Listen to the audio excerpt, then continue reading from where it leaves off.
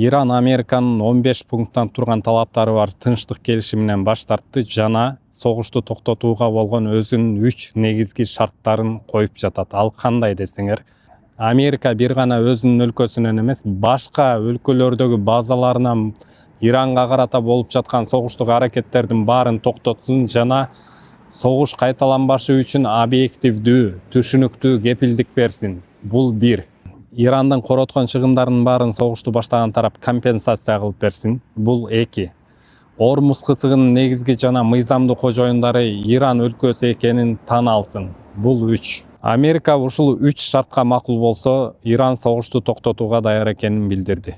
15 пункттан турган бир тараптуу Американын гана пайдасына чечиле турган тынчтык келишими тууралуу Тегеранда чоң талкуу болгон. Анда ирандыктар айтып жатат, муну жөнөтүүнүн негизги 3 себеби бар. Америка эч кандай баягы тынчтыкты каалабайт.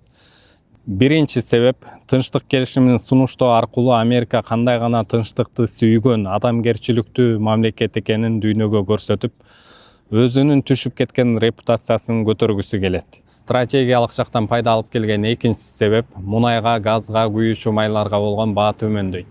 Үчүнчү себеп, согуштук аракеттерге убакыт утат.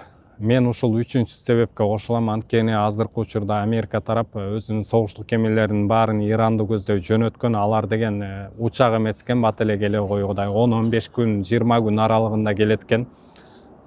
Трамп дагы бул стратегиябы деп ойлойм. Ошентип ар кайсы нерсени чыга коюп сүйлөп жатат, элдин баарын таң калтырып.